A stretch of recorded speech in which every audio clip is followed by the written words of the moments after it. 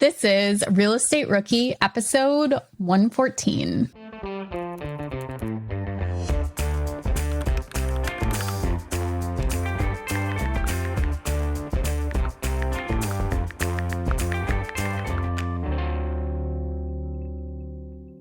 My name is Ashley Kerr, and I'm here with Tony Robinson. Tony, what is going on today? What's going on with me? You know, the usual. We got a bunch of properties in their contract, trying to find some more. But we actually had a pretty funny. We can laugh at it now. It wasn't funny in the moment, but we had to call the cops on an Airbnb guest earlier this week, 2 days ago. Super sketchy guest. They were supposed to check out at 11. My cleaner showed up at 12. They wouldn't let my cleaner in. They weren't opening the door. I'm calling them. They're not picking up. So then I'm staying in the property until 1 o'clock. And I think the only reason they left is because I texted them and said, hey, I'm calling the police. I'm calling the sheriff's department. They're going to come over here and escort you out. And then once I sent that, they finally packed out and left, but they completely trashed the place. Luckily, nothing was damaged. They broke a small, kitchen things, but there was trash everywhere. Literally, the sinks and the cabinets were filled with trash. How long were they there for? They were there for 3 days. So they checked in on Friday night and they left on Monday. It was probably the worst experience we've had so far. So we had to deep clean and bleach the entire place, and it was a mess. But part of what comes with being an Airbnb host, you get a lot of good guests, but every once in a while there's those not so desirable people that come through. Well, let me ask you this. So how does this work when you have an Airbnb and somebody doesn't leave? You can call the cops and the cops will escort them out because it's not a long-term residency. Yeah. Yeah. I called the sheriff's department and I let them know the address. They're like, okay, cool. We'll send somebody over and we'll help get them out. Said, yeah, it was that easy. That was the first time we had to call. Right. Yeah. Is there, is there a length of time? If someone stays there over a month, you can't do that or anything like that? I'm almost certain that's the case, but we don't allow for bookings that long at any of our properties. So hopefully we never have to run into that issue. Yeah. Yeah. Well, so I'm so sorry that happened, but yeah. I guess good content. And I learned something that if that happens at my Airbnb, I just call the cops and they will come and take them out. Kick them out. Yeah. Well, what about you, Ashley? What's going on?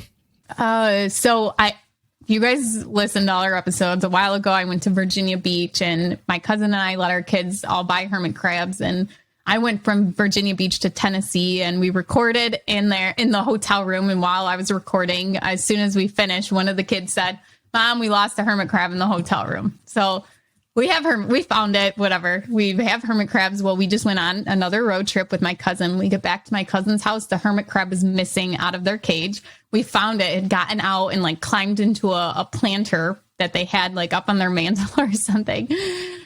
Then we get home. And my son tells me that before we left, he caught a toad outside and put the toad in the cage, and it is now gone. So we've been looking for this toad forever. And I don't really have that much stuff in my house. I looked everywhere under furniture, everything for this toad, and we did not find it. Well, I come in here, I open my lovely closet door to the podcast studio, and I'm like, what is that smell? And there is that toad, no longer alive, in the corner of my podcast room. I have this furry rug on the floor, snuggled up into the furry rug. Luckily, Dave had just come in the door, and I was like, Dave, I need you. Can you get this? I'm to the kids, I found the toad. But yeah, it's I knew for some reason that I was going to be recording a podcast and it was going to jump out at me or something like that, but kind of happened, I guess. Well, exciting things, right? We got crazy crackheads going into our Airbnbs, dead reptiles in your podcasting booth. It's just all in a day in the life of a Bigger Pockets podcast host. Yeah. So, Tony, what is our question today? We found one. This one's off Facebook, correct? Yes. So this one came from the Real Estate Rookie Facebook group. So again, if you guys are not in that group, you are missing out. It is one of the most active, most engaged real estate Facebook groups that are out there, especially for rookies like yourselves. But today's question comes from Roosevelt Scheider.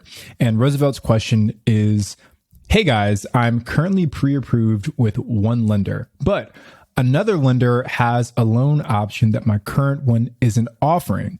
Can you be pre-approved with multiple lenders at once? And are there any issues I could run into by doing this? Great question, Roosevelt. What are your thoughts, Ash? I'll let you start first. Well, I would say that there is no issue. So there is, Tony, is it a 30-day window where you can run your credit, maybe even 60 days? There's a window of time where you can have multiple loan officers run your credit and it won't affect your credit score if you have it within that certain window of time. So as long as you're in that window, it won't affect your credit that you're being pre-approved again. And honestly, having another hard inquiry, if you have really good credit, it's not going to affect it that much anyways to bring it down getting pre-approved. So that's like the only red flag I can really think of. But yes, you can go out and you can shop rates with different loan officers and get pre-approved. And then when you find your property, you can go with the loan officer that first gets back to you right away that you're ready to close on a house. And also who has the best rate at the time or the best loan package that you're looking for that will fit that property. Yeah. A pre-approval isn't like a contractual obligation in any way to work with that lender, right? It's just, and it's not even the lender saying that you're 100% approved, right? Like you could get a pre-approval, try and go out and buy a property and maybe it still doesn't work out because of the specifics of the property. So a pre-approval is just a lender saying, hey, we've taken a quick glance at your credit profile and we feel that you have credit worthiness to get approved, potentially up to this amount. But they can't come after you if you end up going with some other lender because, hey, we pre-approved you, got to stay with us for the rest of your life. It's not that kind of thing. So, like Ashley said, it's good to get one, shop around a little bit and see who can offer the best terms for you. Yes, I just looked it up and it says that it's typically between 14 to 45 days. And then it varies depending on the credit scoring model that is used because there's all the different kinds of, there's Equifax, there's, what are some of the other credit reporting agencies? TransUnion, yeah. So that just watch out for that window and make sure you stay within that window of time. And then you can also ask the loan officer too. But if you have good credit, it shouldn't affect you that much anyways, if you happen to get too hard inquiries. Yeah, I guess one other thing that you can try and leverage also, Roosevelt, is maybe working with like a mortgage broker. Cause if you go to one mortgage broker, they're typically going to shop around for multiple different loan options for you. So you're still kind of getting the ability to shop around, but you're only kind of dealing with one person. So, just another option if you're looking for further ways to make it happen. Tony, that's a great point because I don't think that's talked about enough. Everyone just says go to small local banks, and talk to the loan officer at the bank that you use or things like that. And we don't talk about the mortgage brokers. Have you ever used one? Before we bought our primary residence, we were using a mortgage broker, but since we bought new construction, we ended up going with their lender because there was a bunch of incentives and whatnot.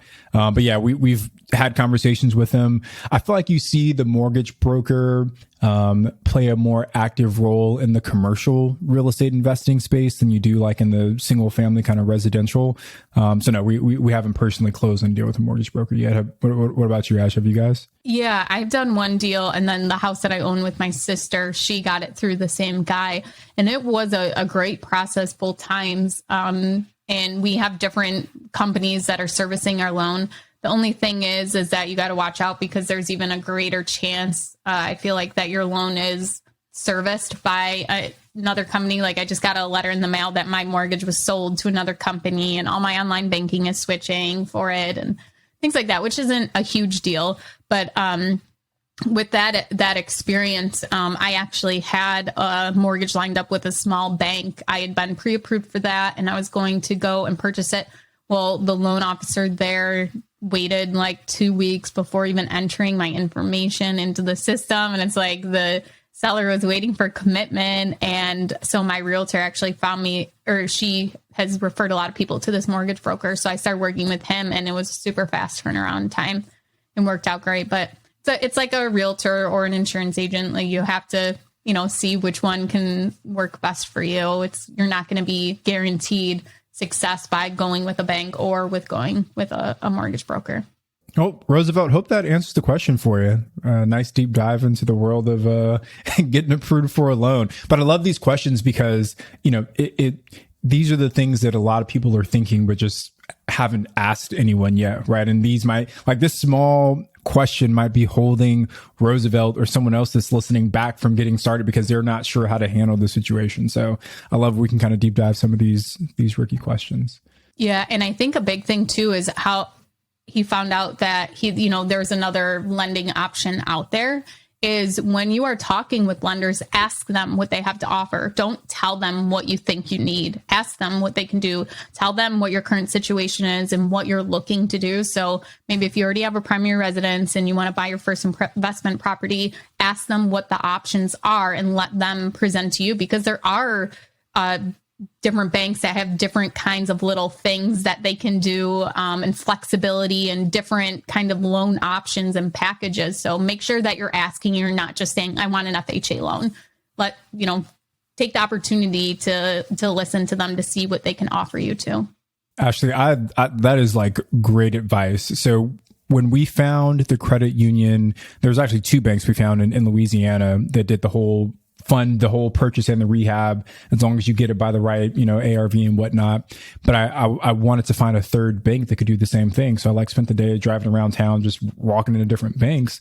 And I wasn't telling them, hey, do you have a loan that does this? I was doing exactly what you said. I was like, hey, if I find a property and the purchase price and the rehab are like 70 to 75% of the ARV, do you have anything where you can fund all of that? And a lot of banks said no. And there was one bank, a third bank in Louisiana that said, yeah, sure, we can do that. So it's like if you give them this small hole they have to fit into, like, hey, I'm looking for this specific loan, maybe the gears aren't turning for them, right? But if you say, here's what I'm trying to accomplish, how can you help me? I think it opens the conversation up a little bit more. So great advice, Ash. Yeah. And I had the same experience as you. I went to a bank and me and my partner had gotten a property under contract and we didn't have the money for it. We didn't know how we were going to pay for it yet, but we were actually Those closing are the best kind of deals, by the way. Yeah. Right? We were actually closing on a loan on another property at the bank.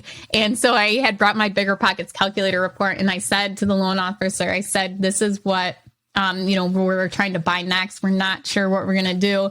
And I wasn't even saying that, what kind of lending package do you have for this? He just offered to me, he's like, well, if you're a private money lender, if I can beat his interest rate, I can offer you a 90-day unsecured loan to purchase the property. And then as soon as you close, we'll refinance it and put it into a long-term mortgage. And that's what we did. And I never even would have thought to ask for something like that.